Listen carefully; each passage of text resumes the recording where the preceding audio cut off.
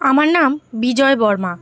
ধাবার কাজ করা একটি ছোট্ট শিশু সারা দিন কাজ করত, কিন্তু সে রোজ রাতে ধাবা বন্ধ হওয়ার পর আবর্জনার স্তূপ থেকে পুরনো বই কুড়িয়ে আনতো এবং রাতের চাঁদের আলোয় বসে পড়তো। একদিন আমি সেই ধাবায় চা খেতে গিয়েছিলাম। আমি এই শহরের সবচেয়ে বড় ব্যবসায়ী ছিলাম। আমি খুব দুশ্চিন্তায় ছিলাম এবং আমার একটি প্রজেক্টে অনেক ক্ষতি হয়ে গিয়েছিল। সেই কারণেই আমি বেশ বিচলিত ছিলাম। সেই ছোট্ট শিশুটি আমার কাছে চা নিয়ে এলো এবং জিজ্ঞেস করলো যে, স্যার, আপনি কেন এত চিন্তিত?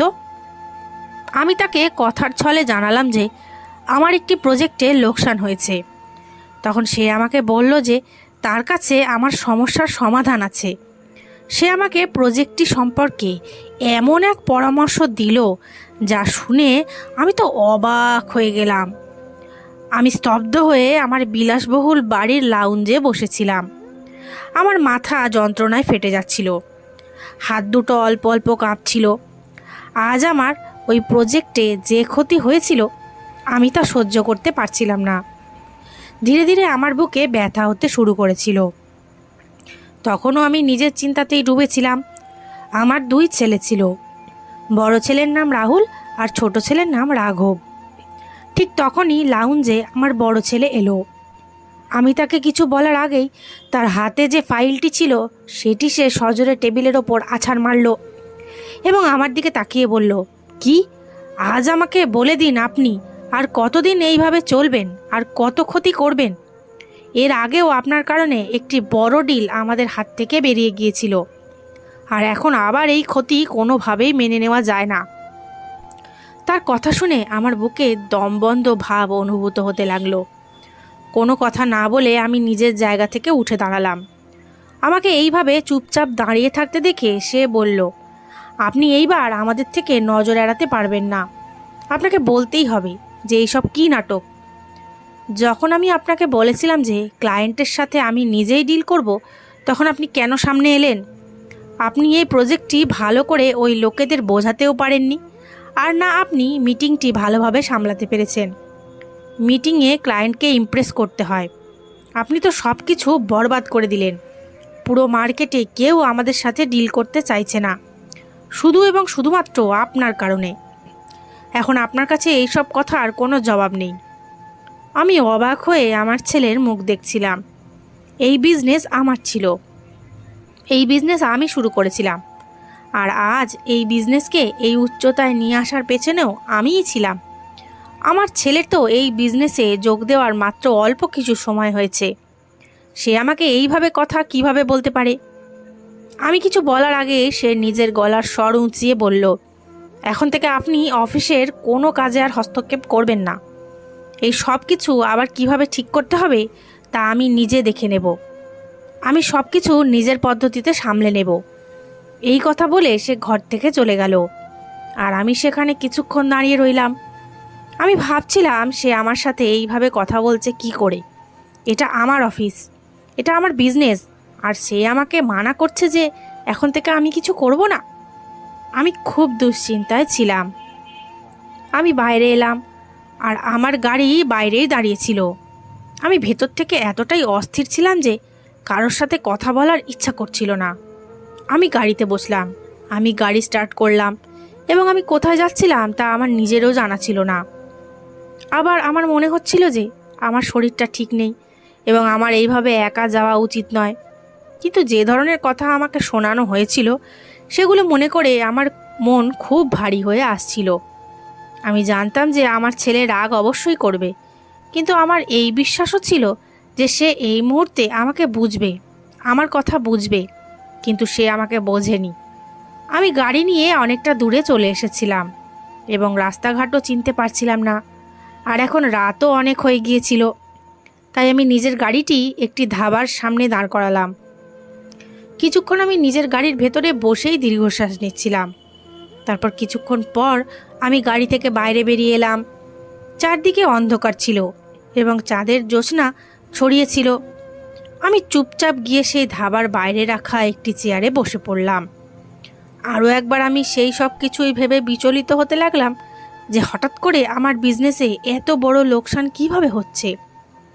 তখনও আমি নিজের চিন্তায় মগ্ন ছিলাম যে হঠাৎ একটি ছোট বাচ্চা আমার কাছে এলো এবং নিজের মেনু কার্ডটি আমার দিকে এগিয়ে দিয়ে বলল, জি সাহেব, আপনার কি চাই? আমি তার দিকে তাকালাম। আমার সামনে একটি দুর্বল চেহারার ছোট বাচ্চা দাঁড়িয়েছিল। হাতে একটি বই ছিল, অন্য হাতে একটি রুমাল ছিল এবং সে একটি ছেঁড়া গেঞ্জি পরেছিল। তার অবস্থা খুব খারাপ মনে হচ্ছিল। আমি কিছু বলার আগে সে আমার চোখের সামনে হাত নাড়িয়ে বলল, কোথায় হারিয়ে গেলেন সাহেব? আপনার কিছু লাগবে? যদি আপনার কিছু না লাগে তবে বলে দিন, আমি অন্য লোকেদের থেকে অর্ডার নিয়ে নিই। তার কথা শুনে এখন তার হাতে যে বইটি ছিল আমি সেটির দিকে তাকাচ্ছিলাম, কিন্তু আমি বুঝতে পারছিলাম না ওটা কী বই। আর আমি শুধুমাত্র একটি চায়ের অর্ডার দিয়েছিলাম এবং সেখানেই চেয়ারে বসে চাঁদ দেখতে শুরু করেছিলাম। যখন থেকে আমার স্ত্রী এই পৃথিবী ছেড়ে চলে গিয়েছিলেন তখন থেকেই আমি খুব একাকিত্ব অনুভব করতাম এবং এই লোকসান আমার প্রথমবার হয়নি। এর আগেও এক দুবার আমার ব্যবসায় ক্ষতি হয়েছে, কিন্তু এইবার আমি এতটাই চিন্তিত ছিলাম যে এর আগে কোনোদিন আমি এত চিন্তিত হইনি। যে বিজনেস দাঁড় করানোর জন্য আমি দিনরাত পরিশ্রম করেছি, আর যদি আমার থেকে ভুল হয়ে থাকে তবে আমার ছেলে আমাকে এত কথা কিভাবে শোনাতে পারে? এই কথাটি আমাকে ভেতরে ভেতরে কুড়ে কুড়ে খাচ্ছিল। কিছুক্ষণ পর সেই ছোট্ট বাচ্চাটি আমার কাছে চা নিয়ে এলো এবং আমাকে দেখে বলল, যদি আমরা চিন্তিত হই এবং সেই বিষয়ে বারবার ভাবতে থাকি তবে আমরা নিজেকে আরও বেশি অসহায় এবং লাচার অনুভব করি। তাই ভালো এটাই হবে যে আমাদের দ্বারা যে ভুল হয়ে গেছে তা ভুলে যাই এবং সেই ভুল থেকে শিক্ষা নিই। কারণ যা কিছু হয়ে গেছে আমরা তা পরিবর্তন তো করতে পারি না, কিন্তু হ্যাঁ, এখন যা হতে চলেছে তা ভালোভাবে করতে পারি। আর আপনি তো নিজেই বুদ্ধিমান। হয়তো সে আমার মুখে চিন্তার ছাপ দেখে বুঝতে পেরেছিল যে আমি বিচলিত। এই বাচ্চার বয়স 10 বছর হবে, কিন্তু তার কথা শুনে আমি উঠে দাঁড়াতে বাধ্য হয়েছিলাম এবং সে এতটুকু বলে যেতে লাগলো। আমি তাকে ডাক দিলাম, দাঁড়াও। সে আমার দিকে ফিরে তাকালো। আমি তাকে বললাম, তুমি আমার সাথে কিছুক্ষণ কথা বলতে পারো? সে মাথা নেড়ে না বলল এবং বলল যে না, এখন আমার অনেক কাজ আছে, আর যদি আমি আপনার সাথে কথা বলতে বসে যাই তবে আমার কাজ শেষ হবে না। তাড়াতাড়ি সব কাজ শেষ করে আমাকে জলদি ছুটি নিতে হবে আর তারপর পড়তেও হবে। এই কথা বলে সে অন্য একজন মানুষের কাছে চলে গেল এবং আমি অবাক হয়ে তার দিকে তাকিয়ে রইলাম। সে খুব সুন্দরভাবে প্রতিটি কাজ করছিল। জানি না কেন, কিন্তু সেই বাচ্চাটিকে আমার একটু আলাদাই মনে হচ্ছিল। সেই বাচ্চাটি আমাকে নিজের দিকে আকর্ষিত করছিল। তারপর আমি ইশারায় ধাবার মালিককে ডাকলাম এবং তাকে কিছু টাকা দিয়ে বললাম, তুমি কি এই বাচ্চাটিকে বলতে পারো যে সে যেন কিছুক্ষণ আমার কাছে বসে, আমি তার সাথে কথা বলতে চাই। সে টাকা নিল এবং বলল, হ্যাঁ সাহেব, এখনই পাঠাচ্ছি। আসলে এই ছেলেটিকে সবাই খুব পছন্দ করে, আর যেই ওর সাথে কথা বলে তার ইচ্ছা করে যে সে যেন ওর সাথেই কথা বলে যায়। এত কম বয়সেও এত গোছানো এবং এত বুদ্ধিমান ও পরিশ্রমী ছেলেও। ওর পড়াশোনারও খুব শখ। জানেন সাহেব, আমাদের ধাবার পেছনে আবর্জনার স্তূপ পড়ে থাকে। তার পাশেই একটি পুরনো কাগজের দোকান আছে। সেখান থেকেই বই এনে ও বই পড়ে। ওর বই পড়ার খুব শখ। আমি ওকে একবার বলেছিলাম যে আমি তোর স্কুলে ভর্তি করিয়ে দিচ্ছি, কিন্তু সাহেব আপনাকে কি বলবো, ও বলে যে ও নিজের পরিশ্রমের টাকায় পড়বে। খুব পরিশ্রমী এবং আত্মমর্যাদাবান ছেলে। এতটুকু বলে সে ওখান থেকে চলে গেল। কিছুক্ষণ পর সেই বাচ্চাটি আমার কাছে এলো এবং আমার পাশে বসে বলল, মনে হয় সাহেব আপনি খুব ধনী, কোথা থেকে এসেছেন? আর আমি তার ছোট দুর্বল হাতটি ধরলাম এবং তার চোখের দিকে তাকিয়ে বললাম, একটা কথা বলো, যখন তোমার ধাবার মালিক তোমাকে স্কুলে ভর্তি করিয়ে দিতে চাইছে তখন তুমি তার কথা কেন মানছো না? তোমার জীবন বদলে যাবে। তুমি এত কম বয়সেও এত বুদ্ধিমান মনে হচ্ছ। যদি তুমি পড়াশোনা করে নাও তবে অনেক এগিয়ে যাবে। আমার কথা শুনে সে বলল, মনে হয় সাহেব আপনিও খুব শিক্ষিত, আর আপনাকে দেখে যা মনে হচ্ছে আপনার কাছে টাকারও কোনো অভাব নেই, কিন্তু আমার এমন মনে হচ্ছে যেন আপনি কিছুটা পিছিয়ে আছেন। দেখুন, আমার মনে হয় স্কুলে গেলে মানুষ পড়াশোনা তো শিখে যায়, কিন্তু সেই কথার কোনো মানে নেই যতক্ষণ না আপনার মধ্যে মনুষ্যত্ব থাকে। আমি স্কুলে তো যাই না, কিন্তু আমার ভেতরে এতটাই মনুষ্যত্ব আছে যে আমি কোনোদিন কারোর সাথে কিছু ভুল করব না। আমার মালিক আমাকে বলে যে ও আমাকে স্কুলে ভর্তি করিয়ে দিচ্ছে, কিন্তু আমি জানি ও এই উপকারের বদলে আমার দ্বিগুণ কাজ করাবে এবং আমার ওপর উপকার জাহির করবে, আর পড়াশোনার সময়ও আমাকে দেবে না। আর শুধু কয়েক ঘন্টা স্কুলে গিয়ে আমি আমার জীবন বরবাদ করতে পারি না। এখন যেমন চলছে আমি আমার জীবনকে তেমনই চলতে দেব। আর কিছু সময় পর যখন আমি বড় হয়ে যাব এবং আরও বেশি টাকা ইনকাম করতে পারবো, তখন আমি নিজে পরিশ্রম করে করে নিজে পড়ব, কিন্তু এখন নয়। আমি তার কথা শুনে একটু অবাক হলাম। আজ পর্যন্ত আমি কোনো 10 বছরের বাচ্চার মুখে এই ধরনের কথা শুনিনি। সে আমার দিকে তাকিয়ে আমাকে বলল, আমার সমস্যা অত বড় নয়, আর না আমি খুব বেশি চিন্তিত থাকি। আপনাকে খুব বিচলিত মনে হচ্ছে। বলুন, আপনার কি হয়েছে? আপনি যখন থেকে এসেছেন বারবার নিজের কপালে হাত দিচ্ছেন। আপনি চাও খাননি, ওটাও ঠান্ডা হয়ে গেছে। আমি ভাবছিলাম যে নিজের সমস্যার কথা তাকে বলবো, কিন্তু এখন সে মাত্র একটি 10 বছরের বাচ্চা ছিল। সে আমার কথা কোথায়ই বা বুঝতে পারবে? আমি তাকে বললাম, আমার কথা তুমি বুঝতে পারবে না। তখন সে বলল যে আপনি বলুন তো, আমি জানি আপনি একজন বিজনেসম্যান, আর আপনার কথা বিজনেস সম্পর্কেই হবে। আপনি আমাকে আপনার কথা বলুন, হতে পারে আমি আপনাকে আপনার সমস্যার সমাধান বলে দিই। তার কথা শুনে আমি কিছুক্ষণ চুপ রইলাম এবং তারপর তাকে দেখে বললাম, আমার ইচ্ছে করছে যে আমি মরে যাই। আমার নিজেকে শেষ করে দেওয়ার ইচ্ছা করছে। তুমি জানো আমি দিনরাত পরিশ্রম করে নিজের এক অনেক বড় বিজনেস দাঁড় করিয়েছি। আমি আমার দিনরাত লাগিয়ে দিয়েছি শুধু এই আশায় যে একটা সময় আসবে যখন আমার ছেলেরা আমার ওপর গর্ব করবে। তাদের জন্য আমি পৃথিবীতে কিছু করে যাব। আর আজ আমার সেই ছেলেরাই আমার সামনে দাঁড়িয়ে আমাকে 4টে কথা শুনিয়ে দিচ্ছে যে আমার দ্বারা মিটিং হ্যান্ডেল হয় না, আমি প্রজেক্টটি ভালোভাবে ক্লায়েন্টকে বোঝাতে পারি না। বলো, এতে আমার কি দোষ? আমি একটি অনেক বড় শপিং মল বানিয়েছি, অনেক বড় আলিশান, আর তাতে আমি আমার কোটি কোটি টাকা লাগিয়েছি। কিন্তু দুঃখের বিষয় এই যে সেই জায়গাটি শহর থেকে একটু দূরে, সেখানে লোক আসছে না। কিন্তু তারপর আমরা ভেবেছিলাম যে আমরা সেই শপিং মলটি অন্য কাউকে বিক্রি করে দেব। আর আজ যখন মিটিং হলো, নিজের প্রজেক্ট সম্পর্কে ক্লায়েন্টকে জানালাম, তখন ওই লোকেরা সাফ মানা করে দিল যে আমরা এই ধরনের প্রজেক্টে টাকা লাগাতে পারি না, কারণ লোকসান হবে। এখনও পর্যন্ত আপনার কাছ থেকে কেউ একটি দোকানও কেনেনি, তবে আমাদের কাছ থেকে কেউ কিভাবে কিনবে? আমার ছেলে মিটিংয়ে পৌঁছাতে একটু দেরি করে ফেলেছিল, তাই পুরো মিটিংটি আমি একাই সামলেছিলাম। কিন্তু এর কিছু উল্টোই হলো। যখন প্রজেক্ট শুরু হচ্ছিল, আমি আমার ছেলেদের বলেছিলাম, তাদের বুঝিয়েছিলাম যে এখানে জমি কিনে শপিং মল বানানো উচিত নয়। আমার কিছু ঠিক মনে হচ্ছে না। তখন আমার 2 ছেলেই আমাকে বলেছিল যে ড্যাড, আপনি জানেন না, আপনার বয়স হয়ে গেছে। আমরা জানি যে আজকাল মার্কেটে কি চলছে আর মানুষ কি চায়। সেই সময় ওদের দুজনের কথা শুনে আমি চুপ হয়ে গিয়েছিলাম। ওরা সেখানে অনেক টাকা লাগালো, ভালো থেকে ভালো মেটেরিয়াল এবং সব কিছু করলো, কিন্তু তার বদলে আমি কি পেলাম? একটি মিটিং খারাপ হওয়ার কারণে আমার ছেলে আমাকে এত কথা শুনিয়ে দিল। আমার ইচ্ছা করছে আমি মরে যাই। আমার মাথায় খুব অদ্ভুত অদ্ভুত চিন্তা আসছে। আমার মনে হয়েছিল যে আমার এই কথাগুলো শুনে এই বাচ্চাটি উঠে চলে যাবে এবং আমার কথাগুলো ওর বোধগম্য হবে না।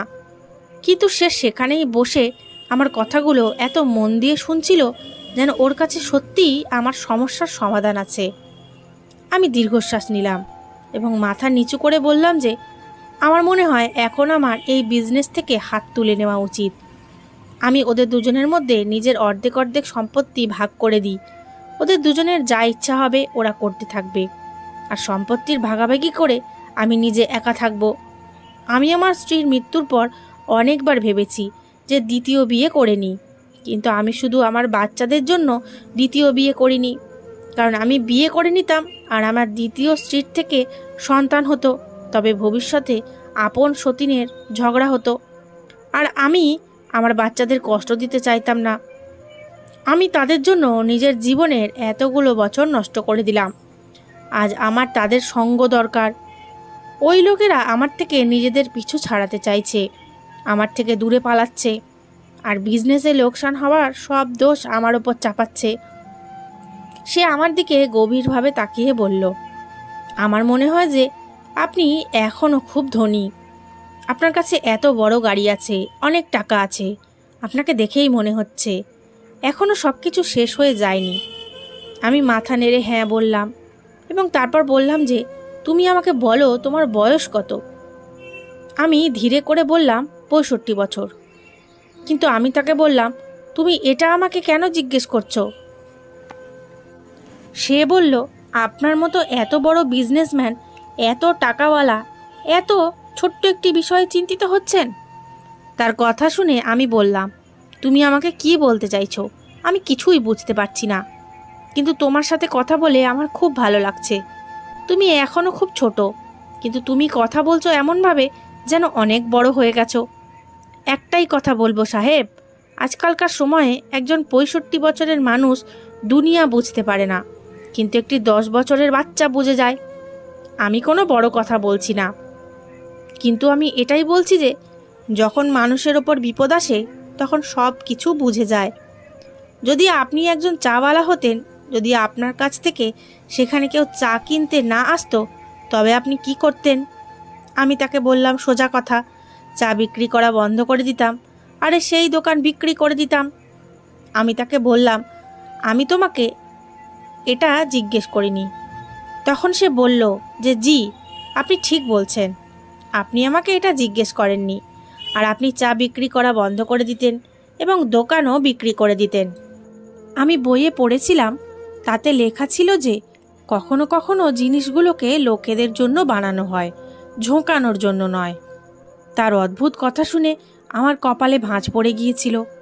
আপনি সেই জায়গাটি বিক্রি কেন করতে চান?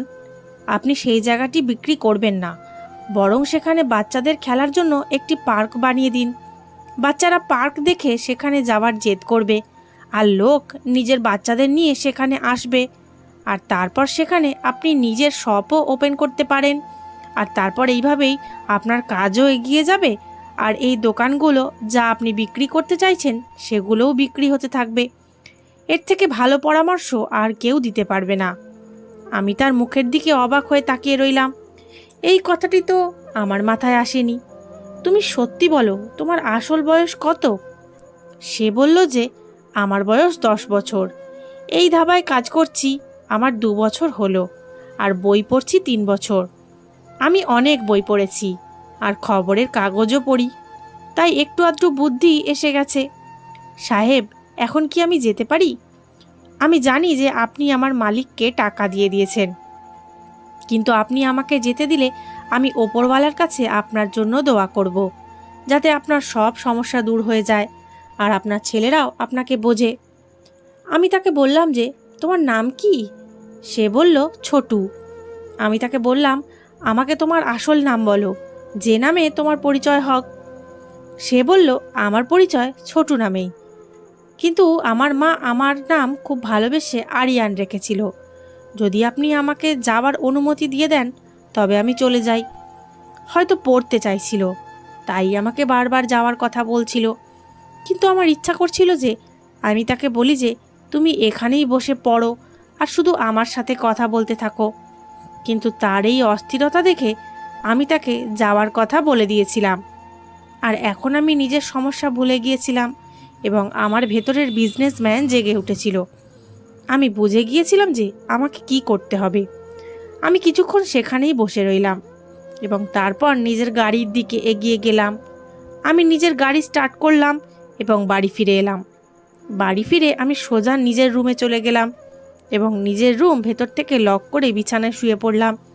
এই সময় আমি কারোর সাথে কোনো কথা বলতে চাইছিলাম না, আর এই মুহূর্তে আমাকে সেই ছেলেটির বলা কথার ওপর গুরুত্ব দিতে হতো। সেই পুরো রাত এইসব ভাবতেই কেটে গিয়েছিল। দিন শুরু হলো এবং চারদিকে সূর্যের আলো ছড়িয়ে পড়ল। আমি উঠলাম, ফ্রেশ হয়ে তারপর আমি অফিসে যাওয়ার জন্য রেডি হতে লাগলাম। ডাইনিং টেবিলে আমার দুই ছেলে বসেছিল। আমি ওদের দুজনকে ইগনোর করতে চাইছিলাম এবং তাদের কিছু না বলেই অফিসের জন্য বের হতে লাগলাম। তখনই আমার ছোট ছেলে আমাকে বলল, ড্যাড থামুন, আমাদের আপনার সাথে কিছু কথা আছে। আমি থামলাম এবং আমি পেছনে ঘুরে তাকালাম, আর আমি চুপ ছিলাম। সে আমাকে বলল যে অফিসে 3 জন বস হতে পারে না, আপনাকে সম্পত্তি দুভাগে ভাগ করে দেওয়া উচিত। আমরা দুজনে ভাবছি যে অফিসকে দুভাগে ভাগ করে দিই, আর আপনি রিটায়ারমেন্ট নিয়ে ঘরে বসে থাকুন। আপনাকে এখন আর চিন্তিত হওয়ার দরকার নেই, আমরা দুজনেই সব কিছু সামলে নেব। আপনার কাছে এত প্রপার্টি আছে যার ভাড়া আপনি পান, আপনি নিজের জীবন সহজেই কাটাতে পারেন। আমি তাদের দিকে তাকিয়ে বললাম, যদি আমি তোমাদের দুজনকে কিছুই না দিই তবে তোমরা দুজনে কি করবে? আমার সামনে বসে ফালতু কথা বলার দরকার নেই। এই বিজনেসকে এই পর্যন্ত আমিই নিয়ে এসেছি, এই বাড়ি আমি বানিয়েছি, তোমাদের দুজনকে আমি জন্ম দিয়েছি। ভালোভাবে নিজের কাজ নিয়ে থাকো, আর আমার এই প্রজেক্ট আমার দায়িত্ব। এটাকে কিভাবে এগিয়ে নিয়ে যেতে হবে আমি নিজে দেখে নেব।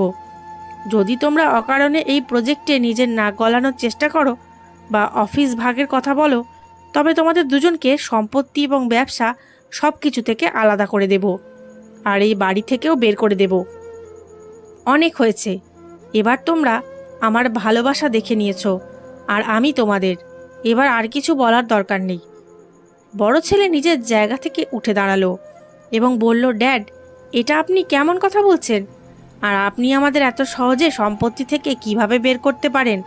আমরা দুজনেই আপনার ছেলে, আমাদের দুজন ছাড়া আপনার কাছে কে আছে? আমি তার দিকে তাকিয়ে বললাম, আমার তোমাদের দুজনের দরকার নেই।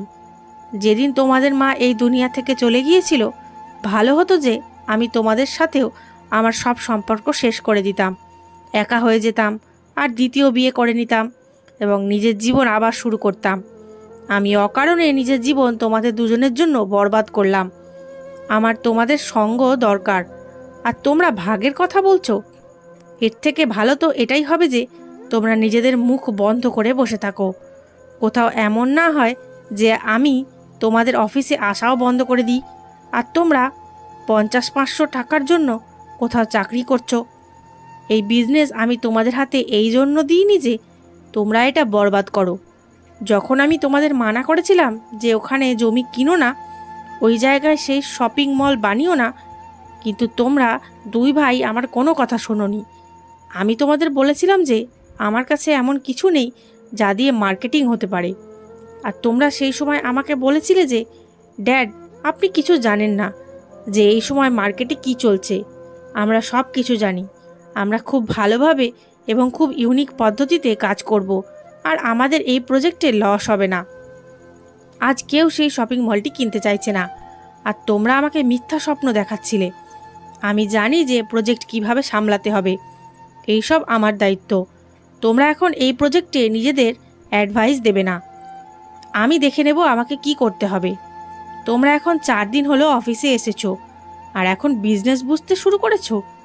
আমি গত 30 বছর ধরে এই অফিস চালাচ্ছি, আমার তোমাদের থেকে বেশি নলেজ আছে। আমি এই কথাটি বুঝি যে একটি 10 বছরের ছেলে এবং একটি 20 বছরের ছেলে আমার থেকে বেশি ভালোভাবে এই দুনিয়াকে বোঝে, কিন্তু তোমাদের কাছে তো একদমই বুদ্ধি নেই, আর তোমাদের বুদ্ধি আমি দেখে নিয়েছি। আর যে কাজ আমরা একসাথে থেকে করতে পারি তা আলাদা থেকে কোনোদিনও করতে পারি না। আর যা তোমরা আজ আমাকে বলছো যে আমি ভাগ করে দিই, তবে ভবিষ্যতে তোমরাই বরবাদ হয়ে যাবে। আমাদের বিজনেস নিয়ে মার্কেটে আমাদের নাম আছে, ভালো পরিচয় আছে, আমাদের ক্লায়েন্টরা এক। হ্যাঁ, আমি এই কথাটি মানি যে যখন বাচ্চারা বড় হয়ে যায় এবং বুদ্ধিমান হয়ে যায়, তখন তাদের দায়িত্ব সঁপে দিয়ে আলাদা করে দেওয়া উচিত। কিন্তু যখন বাচ্চারা তোমাদের মতো হয়, প্রপার্টির ভাগ করতে চায়, আর নিজের বাবার কথা না বোঝে, নিজের বাবাকে 4টে কথা শোনায়, এমন বাচ্চাদের কিছু দেওয়ার দরকার নেই। যতক্ষণ না আমি আমার কাজ আগের মতো করে নিচ্ছি, নিজের লোকসানের ক্ষতিপূরণ করে নিচ্ছি, ততক্ষণ তোমাদের আমার সাথে কথা বলারও দরকার নেই।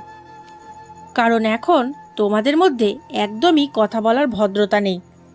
এতটুকু বলে আমি সেখানে দাঁড়ালাম না এবং অফিসের জন্য বেরিয়ে গেলাম। আমি জানতাম যে ওরা দুজনেই আমার পেছনে আমার নিন্দা করবে এবং অনেক কথা বানাবে এবং আমাকে আটকানোরও চেষ্টা করবে, কিন্তু আমি আমার বিজনেস, আমার সম্পত্তি এমন বাচ্চাদের দিতে চাইতাম না যারা আমার সম্মানও করে না।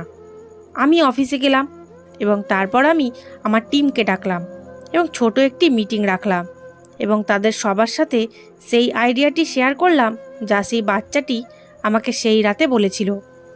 আমার কথা শুনে সব লোকের আমার কথা ঠিক মনে হলো। এই কথাটি আমার মাথায় কেন আসেনি? আমি এই কথা ভেবে ভেবে আফসোস করছিলাম। আমি পুরো কোটি কোটি টাকা এই প্রজেক্টে ইনভেস্ট করেছিলাম, কিন্তু আমার লোকসান হয়ে গিয়েছিল। কিন্তু ওপরওয়ালা আমার ওপর রহম করলেন এবং তারপর ধীরে ধীরে করে সব কিছু ঠিক হতে শুরু করলো এবং আমি কাল থেকে কাজ শুরু করার অর্ডারও দিয়ে দিয়েছিলাম।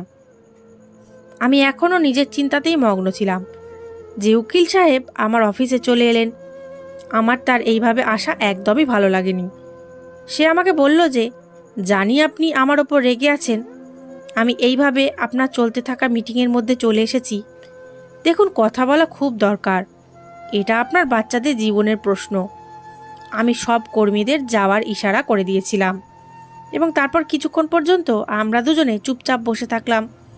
তারপর উকিল সাহেব বললেন, আপনি আপনার বাচ্চাদের সাথে এই দাবি করেছেন যে আপনি তাদের নিজের সম্পত্তি থেকে 1 টাকাও দিতে চান না।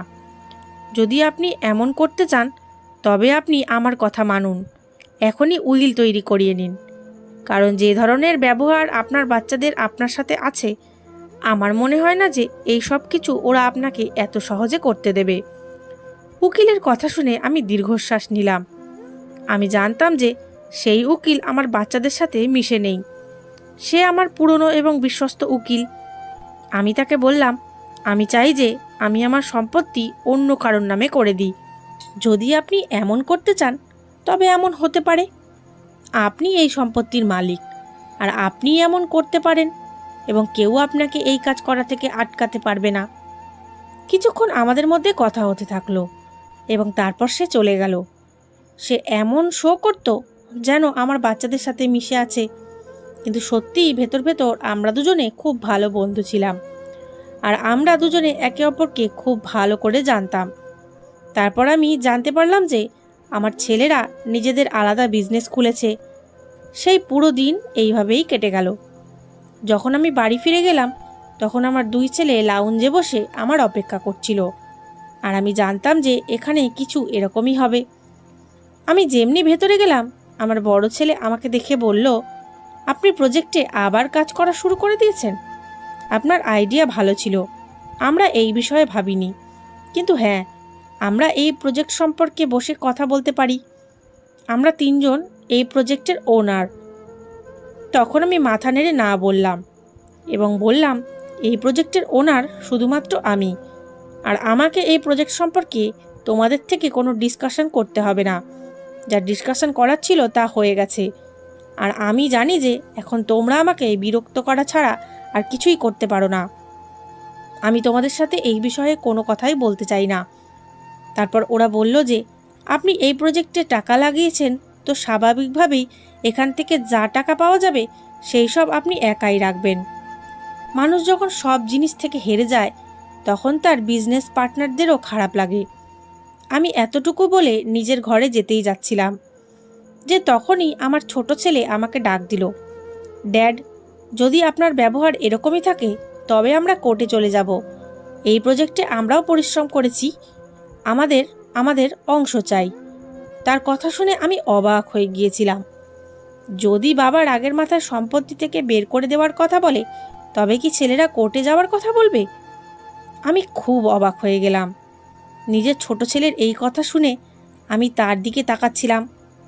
আমি এখনও এই ধাক্কা থেকে বাইরেও আসিনি যে তখনই আমার বড় ছেলে বলল, ভাই ঠিকই বলছে, এই প্রজেক্টে আমরাও অনেক পরিশ্রম করেছি, আর আপনি এর টাকা একা বসে খেতে পারেন না।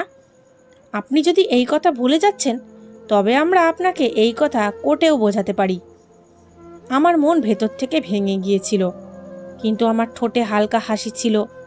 আর তারপর আমি তাদের দুজনকে ধীরে করে বলেছিলাম, তোমাদের যা করার আছে করে নাও, আমি সেটাই করব যা আমাকে করতে হবে। এখন আমার তোমাদের সাথে বনিবনা হবে না, আর না আমি করতে চাই। বাচ্চারা যখন বাবার সামনে দাঁড়িয়ে যায় তখন তারা আর ভালোবাসার যোগ্য থাকে না। আর তোমাদের নিজেদের ভুলের একদমই অনুশোচনা নেই। তোমরা আমার সাথে অভদ্রতা করেছো। তোমরা আমার থেকে ক্ষমা চাওয়ার বদলে উল্টো কোর্টে যাওয়ার কথা বলছো। এতটুকু বলে আমি আমার ঘরের দিকে চলে গেলাম। চোখে জল ছিল, আমার বুকে ব্যথা হতে শুরু করেছিল, আমার বুক কাঁপছিল এবং আমার নিঃশ্বাস নিতে কষ্ট হচ্ছিল। আমি আমার ঘর থেকে উঠলাম। বাড়ির বাইরে গিয়ে আমি কার স্টার্ট করলাম এবং সোজা সেই পুরনো ধাবার দিকে রওনা দিলাম, যেখানে কাল আমি সেই বাচ্চাটিকে পেয়েছিলাম। সেই ছোটু, যে সবার কাছে একটি মাসুম বাচ্চা ছিল, কিন্তু কাল তার সাথে মাত্র একবার দেখা হতেই আমার এতটাই আপন মনে হয়েছিল যেমন সে আমার কোনো নিজেরই কেউ। তাই আমি তার সাথে আবার দেখা করার জন্য সেই ধাবায় চলে গেলাম। আমি যেমনি ধাবায় গেলাম সেখানে আমি আরিয়ানকে দেখতে পাচ্ছিলাম না। তাকে সেখানে না দেখে আমার অস্থিরতা বাড়তে শুরু করেছিল। আমি সেই ধাবার মালিকের কাছে বাচ্চাটির সম্পর্কে জিজ্ঞাসা করলাম। তখন সে আমাকে জানালো যে সাহেব, ও তো এই সময়ের মধ্যে নিজের বাড়ি চলে যায়, আর এই সময় ও আমার দোকানের পেছনে যে আবর্জনার স্তূপ পড়ে থাকে তার পাশের পুরনো কাগজের দোকান আছে, ও ওখান থেকেই বই নিচ্ছিল। আপনি যদি সেই বাচ্চাটির সাথে দেখা করতে চান তবে সেখানে চলে যান। আমি তাকে কিছু বললাম না, আর আমি তার ধাবার পেছনের রাস্তার দিকে রওনা দিলাম। যেমনি আমি সেখানে গেলাম আমি আবর্জনার স্তূপ দেখতে পেলাম, যেখানে সেই পুরনো কাগজের দোকানটিও ছিল, আর সেখানেই একটি ছোট বাচ্চা ছেঁড়া গেঞ্জি পরে বই খুঁজছিল। তাকে দেখে আমার চোখে জল চলে এলো। আমি জোরে বললাম, আরিয়ান বেটা, এদিকে এসো, আমি তোমার জন্য অনেক বই নিয়ে এসেছি। সে আমার দিকে খুব শান্তভাবে ঘুরছিল, আর যেখানে একটি 10 বছরের বাচ্চা এই ধরনের আওয়াজ শুনে ভয় পেয়ে যায় বা ঘাবড়ে যায়, কিন্তু সে তো ঘাবড়ালেও না, খুব শান্তভাবে আমার দিকে দেখতে লাগলো আর বলল, কেমন আছেন সাহেব? আপনি জানেন আমি সকাল থেকে আপনারই অপেক্ষা করছিলাম। আপনার ওই প্রজেক্ট, আপনি আমার কথা মেনেছেন? আমি তার মাথায় মমতায় হাত রাখলাম এবং তাকে বললাম যে আমি তোমাকে সব কিছু বলবো। আগে আমি তোমাকে আজ এমন জায়গায় নিয়ে যাব যেখানে তোমার দরকার আছে, আর সেই জায়গা তোমার খুব পছন্দ হবে। ওটা খুব সুন্দর। আপনি আমাকে কোন সুন্দর জায়গায় নিয়ে যেতে চান? কোথাও আপনি আমাকে কিডন্যাপ তো করছেন না? তার ঠোঁটে হাসি চলে এলো। আমি মাথা নেড়ে না বললাম এবং বললাম, না না, আমি কেন তোমাকে কিডন্যাপ করব? এত বড় মানুষকে তোমাকে কিডন্যাপ করেই বা মিলবে কী বা মিলবে? যেভাবে সে কথা বলতো আমি সেইভাবে জবাব দিলাম। তো সে খিলখিল করে হাসতে লাগলো এবং আমার হাত ধরে হাঁটতে হাঁটতে বলল, তা আপনি আমাকে কোথায় নিয়ে যাচ্ছেন? আপনি জানেন আজ সকাল থেকে আমার আপনার খুব মনে পড়ছিল। আমি আপনার আসার অপেক্ষা করছিলাম, আর যে গাড়ি আজ আসছিল আমি তাদের দেখছিলাম, কিন্তু কোনো গাড়ি আপনার গাড়ির মতো ছিল না। আপনি আমাকে এটা বলুন, আপনি আমার কথা মানলেন তো? আপনার কেমন লাগছে? আমার খুব ভালো লাগছে। আর কিছু লোকের আসল রূপ আমার সামনে চলে এলো। এই সব কিছু তোমার কারণেই হয়েছে। সে আমার কথা শুনে বলল, এমন তো হয় না যখন আপনি দুনিয়ার সত্যিটা জেনে গিয়েছিলেন। আপনি নিজের সব সম্পর্ক সবার থেকে শেষ করে নিয়েছিলেন। তবে আপনার সাবধান হয়ে থাকা উচিত ছিল, নয়তো আজকের সময়ে না ছেলে বাবার আর না মেয়ে মায়ের। সেই বাচ্চাটি সব বাচ্চাদের থেকে খুব আলাদা ছিল। তার কথায় সত্যতা ছিল এবং গভীরতা ছিল। আমি তাকে নিজের গাড়ির কাছে নিয়ে এলাম এবং আমি তাকে নিজের গাড়িতে বসতে বললাম। আমার মা বলে যে কোনো অচেনা মানুষের সাথে এইভাবে যাওয়া উচিত নয়, কিন্তু আমার এমন মনে হয় যে আপনি আমাকে পছন্দ করেন। আপনি আমার সাথে কিছু ভুল করবেন না, আর তাছাড়া আমি গরিব ছেলে, আপনার কী বা কাজে আসতে পারি। যেখানে আমি তাকে বলতে চাইছিলাম যে তার কারণে আমার এত বড় সমস্যা দূর হয়ে গেছে, আমি তাকে নিজের সাথে লাইব্রেরিতে নিয়ে এসেছিলাম। সে আমার হাত ধরে আমাকে অবাক হয়ে দেখছিল। এমনিতে তো লাইব্রেরি 5টার সময় বন্ধ হয়ে যায়, কিন্তু আমার বলায় লাইব্রেরি এখনও পর্যন্ত খোলা ছিল। সে আমাকে অবাক হয়ে দেখছিল আর বলল, সাহেব, এটা কি বইয়ের দুনিয়া আমরা কি অন্য কোনো দুনিয়ায় চলে এসেছি? তার মুখে এক আলাদাই খুশি ছিল। সে এত খুশি ছিল যে কখনো কোনো বই তুলে দেখছিল, তো কখনো কোনো অন্যটা। আমি তার এই খুশি দেখে একপাশে গিয়ে বসে পড়লাম। সে একটি বই তুলল এবং বলল, এই বইটির প্রথম পাতা আমি একবার পড়েছিলাম। এই বইটি আমার ধাবার মালিকের কাছে ছিল। এই বইটি তো খুব ভালো, আর এতে খুব ভালো ভালো কথা লেখা আছে। সে আমাকে বলছিল যে তার বই পড়তে খুব ভালো লাগে। যখন সে বই পড়ে তখন সে সব কিছু ভুলে যায় আর তাতেই হারিয়ে যায়। সে বইটি খুলল এবং পড়তে শুরু করলো। আমি চুপচাপ বসে তাকে দেখছিলাম। সে যেমন যেমন বই এগোতে থাকলো, তার মুখে হাসি আসতে থাকলো। তাকে বই পড়তে দেখে 1.5 ঘন্টা হয়ে গিয়েছিল। সে বই পড়ায় হারিয়ে গিয়েছিল। তারপর হয়তো তার মনে পড়ল যে অনেক দেরি হয়ে গেছে, তার মা বাড়িতে তার অপেক্ষা করছে। সে আমার দিকে তাকালো আর বলল যে, সাহেব, কি আমি এখান থেকে কিছু বই নিতে পারি? আমি আপনাকে পড়ে বইগুলো ফেরত দিয়ে দেব, আর এর বদলে আপনি আমায় দিয়ে কোনো কাজ করাবেন তো আমি তা করে দেব। আমার বই পড়তে খুব ভালো লাগে। এই বইগুলো পড়ে আপনি দুনিয়াকে চিনতে পারেন। আমি তাকে বললাম, তোমার যা বই চাই তুমি এখান থেকে নিয়ে নাও, বাকিটা আমি দেখে নেব। সে নিজের জন্য 5টা বই নিয়েছিল এবং বই নিয়ে আমার কাছে এলো এবং বলল, চলুন সাহেব, আমি বই নিয়ে নিয়েছি। আমি লাইব্রেরির লোককে পয়সা দিলাম এবং আরিয়ানকে নিজের কারে বসিয়ে সেই পুরনো ধাবার দিকে রওনা দিলাম। সে আমাকে দেখে বলল যে, আপনি আমার সাথে 1 কাপ চা খাবেন আর আমার সাথে আমার বাড়ি যাবেন? আমি হেসে তাকে বললাম যে, হ্যাঁ নিশ্চয়ই, এমনিতে তো এই সময়টা আমার আরাম করার হতো, কিন্তু এই মুহূর্তে আমার আরাম করার থেকে বেশি এই বাচ্চাটির সাথে সময় কাটানো ভালো লাগছিল। আর আমি চাইছিলাম যে আমি এই বাচ্চাটির সাথে বেশি করে টাইম স্পেন্ড করতে পারি। আমরা ধাবায় চলে এলাম এবং তার আগের রাস্তা সে আমাকে বলেছিল, আর আমরা তার বাড়ির দিকে রওনা দিলাম। তারপর আমরা একটি গলির বাইরে দাঁড়ালাম, কারণ গাড়ি গলির ভেতরে যেতে পারতো না। তারপর আমরা দুজনে গলির ভেতরে গেলাম। কিছুটা হাঁটার পর সেই বাচ্চাটির বাড়ি চলে এলো। সে আমাকে বলল, সাহেব, আমাদের বাড়ি খুব ছোট। আমি আগে আমার মাকে বলে দিই আপনার সম্পর্কে, আর তারপর আপনি আমার সাথে ভেতরে চলুন। সে আমাকে এতটুকু বলে ভেতরে চলে গেল, আর তারপরে 5-10 মিনিট পর বাইরে এলো। আমি এতক্ষণ ভাবছিলাম যে এত ছোট বাচ্চা এত কম বয়সেও কত বেশি বুদ্ধিমান, একে নিজের মায়ের সম্মানের কত খেয়াল রাখে। তারপর সে বাইরে এলো এবং আমাকে বলল, সাহেব, আপনার আমাদের বাড়ির ভেতরে যেতে কোনো অসুবিধা তো হবে না? সে আমাকে খুব মমতায় জিজ্ঞাসা করছিল।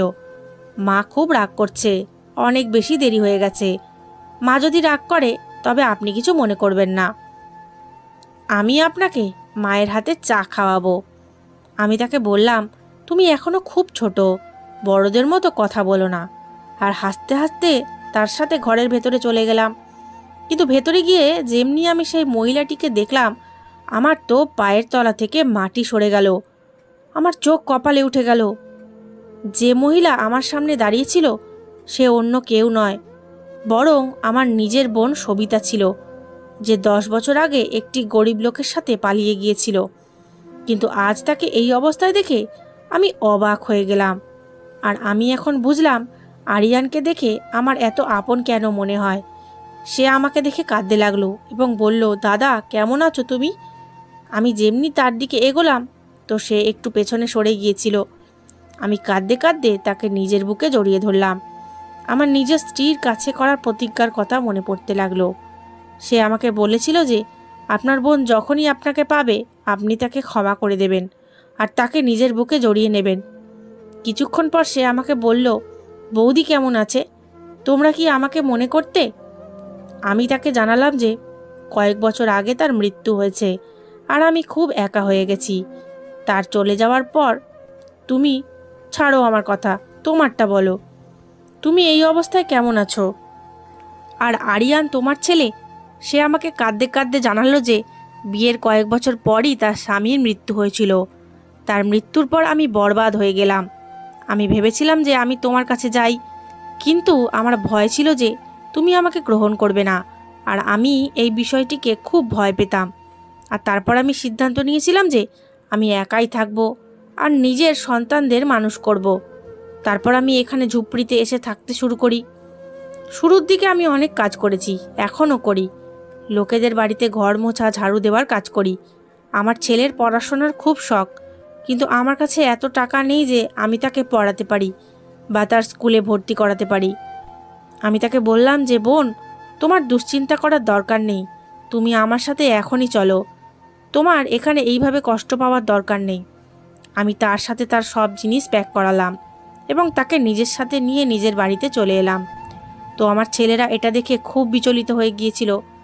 ওরা ভেবছিল যে আমি নিজের সাথে কাকে করে নিয়ে এসেছি, কিন্তু আমি তাদের কিছু বলিনি, না তাদের সাথে কোনো কথা বলেছিলাম, কারণ আমি তাদের কিছু বোঝাতে চাইতাম না।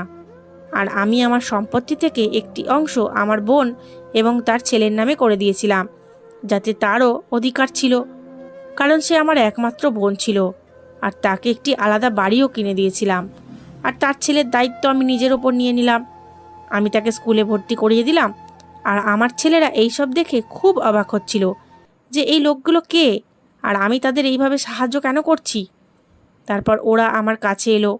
ওরা আমাকে জিজ্ঞাসা করলো যে এই লোকগুলো কে। তো আমি তাদের জানালাম যে তোমাদের পিসি।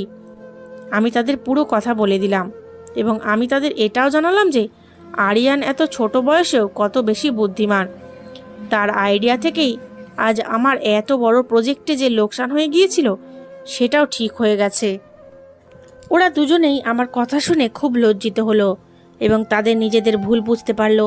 তারপর তারা আমার কাছে ক্ষমা চাইলো এবং বলল যে, ড্যাড, আমাদের ক্ষমা করে দিন, আমরা এখন আর কখনো এমন কিছু করব না, আর না কখনো আপনার সাথে অভদ্রতা করব। আর ওরা আমাকে প্রতিজ্ঞাও করলো যে ওরা কখনো ভাগের কথা বলবে না। আমি তাদের কথা শুনে তাদের ক্ষমা করে দিলাম। আমি এখন শান্তি পাচ্ছিলাম এবং আমার এই কথার আনন্দ ছিল যে আমি আমার সম্পত্তির 10% আমার বোন এবং তার ছেলের নামে করে দিয়েছি, যাদের এখন আর কখনো কোনো সমস্যা হবে না। আর আমার এই দুনিয়া থেকে চলে যাওয়ার পরও তাদের কোনো জিনিসের অভাব হবে না, আর তারা ঠিকভাবে থাকতে পারবে। যদিও আমাদের বাচ্চারা আমাদের সাথে অভদ্রতা করে থাকে, আর যদি আমরাও তাদের সাথে এই ধরনের ব্যবহার করি যেমন তারা আমাদের সাথে করে, তবে কোনোদিনই কিছু ঠিক হবে না। আমার বাচ্চাদের নিজেদের ভুলের অনুশোচনা হয়ে গেল। তারা আমার কাছে ক্ষমা চেয়েছিল, তো আমি তাদের ক্ষমা করে দিলাম, কারণ তারা যেমনই ছিল তো আমারই ছেলে। তারপর আমরা সবাই একসাথে খুশিতে থাকতে শুরু করলাম। এই গল্পের নীতি হলো এই যে জীবনের টাকা এবং সম্পত্তির থেকে বেশি মূল্যবান হলো সম্পর্ক, আর সবচেয়ে বড় সম্পর্ক হলো পরিবারের। কিন্তু অনেক সময় মানুষ যখন লোভ বা রাগের বশে চলে আসে, তখন সে এই সম্পর্কের মূল্য ভুলে যায়। এই গল্পে একজন পিতা সারা জীবন পরিশ্রম করে নিজের বিজনেস দাঁড় করিয়েছিলেন। তিনি 30 বছর পর্যন্ত পরিশ্রম করেছিলেন যাতে তার পরিবার সুখে থাকতে পারে আর তার বাচ্চাদের কোনো জিনিসের অভাব না হয়। কিন্তু যখন বাচ্চারা বড় হলো, তখন তারা এই পরিশ্রমের মূল্য বোঝার বদলে সম্পত্তির ভাগের কথা শুরু করলো। এতে পিতার মন ভেঙে গেল, কারণ যে মানুষটি নিজের বাচ্চাদের জন্য সারা জীবন লাগিয়ে দিয়েছেন, তার এই আশা থাকে যে তার বাচ্চারা তাকে সম্মান করবে, তার কথা বুঝবে এবং তার অভিজ্ঞতাকে সম্মান জানাবে। কিন্তু যখন বাচ্চারা নিজেরই বাবার সামনে দাঁড়িয়ে কোর্টে যাওয়ার কথা বলে, তখন তা শুধু একটি আইনি লড়াই হয় না, বরং তা সম্পর্কের ভাঙনের শুরু হয়। এই গল্প থেকে আমরা এই শিক্ষা পাই যে অভিজ্ঞতার মূল্য অনেক বড় হয়। যে মানুষটি অনেক বছর পর্যন্ত পরিশ্রম করে কোনো কাজ শেখে, তার দুনিয়ার জ্ঞান বেশি হয়। বাবা নিজের ছেলেদের বুঝিয়েছিলেন যে ওই জায়গায় শপিং মল বানানো সঠিক সিদ্ধান্ত নয়, কিন্তু ছেলেরা তার কথা শোনেনি, কারণ তাদের মনে হয়েছিল যে তারা সব কিছু জানে। এই ভুলটি আজকের সময়ে অনেক তরুণ করে থাকে। তাদের মনে হয় যে পুরনো প্রজন্মের কিছু জানা নেই, কিন্তু সত্যিটা হলো এই যে অভিজ্ঞতা বই বা ইন্টারনেট থেকে পাওয়া যায় না, তা সময় এবং সংগ্রামের মাধ্যমে পাওয়া যায়। তাই আমাদের বড়দের কথা মন দিয়ে শোনা উচিত, কারণ তারা আমাদের ভুল পথ থেকে বাঁচানোর চেষ্টা করেন। এই গল্পে আরও একটি অনেক বড় শিক্ষা হলো এই যে যখন মানুষ কঠিন সময়ের মধ্যে দিয়ে যায়, তখন সে আসল সম্পর্ক এবং নকল সম্পর্কের পার্থক্য বুঝতে শুরু করে। বাবার মনে হয়েছিল যে তার নিজের ছেলেরাই তার সাথে দাঁড়িয়ে নেই, কিন্তু সেই সময় একটি ছোট গরিব বাচ্চা আরিয়ান তাদের জীবনে এলো, যে তাদের সত্যতা এবং বুদ্ধির নতুন শিক্ষা দিল। এই বাচ্চাটি গরিব নিশ্চয়ই ছিল, কিন্তু তার চিন্তা খুব গভীর ছিল। সে ছোট বয়সে জীবনের অনেক বড় সত্য বুঝে নিয়েছিল। সে বই ভালোবাসত এবং জ্ঞানকে সবচেয়ে বড় ধন মনে করত। এর থেকে এই শিক্ষা পাওয়া যায় যে মানুষের আসল সমৃদ্ধি টাকায় নয়, বরং তার চিন্তা এবং তার জ্ঞানে হয়। শিক্ষা এবং জ্ঞান মানুষের জীবন বদলে দিতে পারে। আরিয়ানের কাছে টাকা ছিল না, ভালো জামা কাপড়ও ছিল না, থাকার জন্য বড় বাড়ি ছিল না, কিন্তু তার ভেতরে শেখার আগ্রহ ছিল এবং বইয়ের প্রতি ভালোবাসা ছিল। এই জিনিসটাই তাকে বিশেষ করে তোলে, কারণ যে মানুষ শিখতে চায় সে একদিন অবশ্যই এগিয়ে যায়।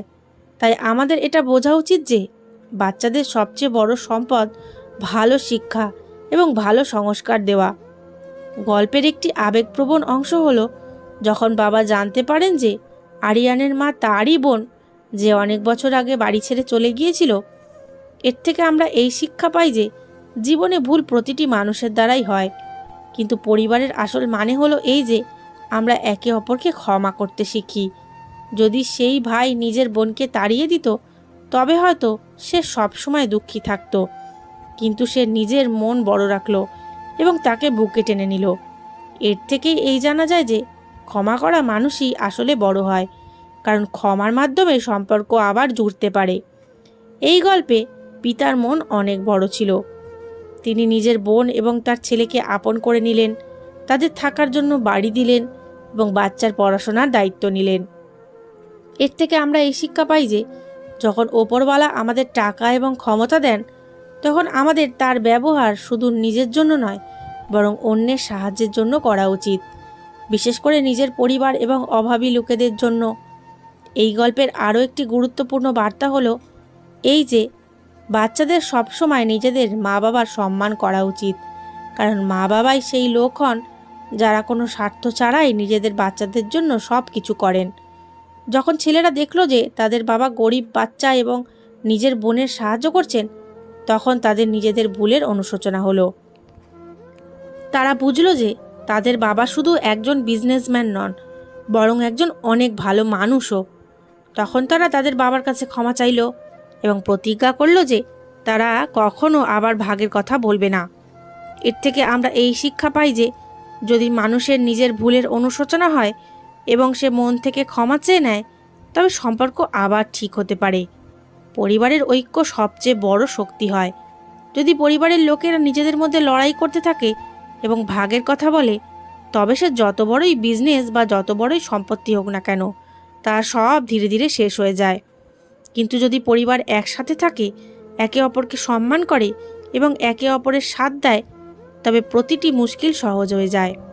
মানুষের নিজের মনকে বড় রাখা উচিত এবং রাগ এবং অহংকার থেকে শুধু সম্পর্ক ভেঙে যায়, কিন্তু ভালোবাসা, ক্ষমা এবং বুদ্ধির মাধ্যমে সম্পর্ক মজবুত হয়। যখন সেই পিতা নিজের ছেলেদের ক্ষমা করলেন এবং নিজের পরিবারকে আবার জুড়লেন, তখনই তার জীবনের প্রকৃত খুশি ফিরে এলো। কারণ পরিশেষে মানুষের সবচেয়ে বেশি প্রয়োজন নিজের পরিবার এবং আপনজনদেরই হয়। এটাই এই গল্পের সবচেয়ে বড় শিক্ষা, যে ধনের চেয়ে বেশি মূল্যবান হলো সম্পর্ক। আর যেসব বাড়িতে ভালোবাসা, সম্মান এবং ঐক্য থাকে, সেই বাড়ি সত্যিই সুখী হয়। এই ছিল আজকের গল্প। গল্পটি আপনাদের কেমন লাগলো অবশ্যই কমেন্টের মাধ্যমে জানাবেন। আমি আপনাদের সকলের কমেন্টের উত্তর দেওয়ার চেষ্টা করব। গল্পটি ভালো লেগে থাকলে অবশ্যই একটা লাইক দেবেন, যাতে আমি চ্যানেলটিকে এগিয়ে নিয়ে যেতে পারি। আর চ্যানেলে নতুন হয়ে থাকলে চ্যানেলটি সাবস্ক্রাইব করে বেল আইকনটি প্রেস করে নেবেন, যাতে পরবর্তী গল্প সবার আগে আপনার কাছে পৌঁছয়। ধন্যবাদ।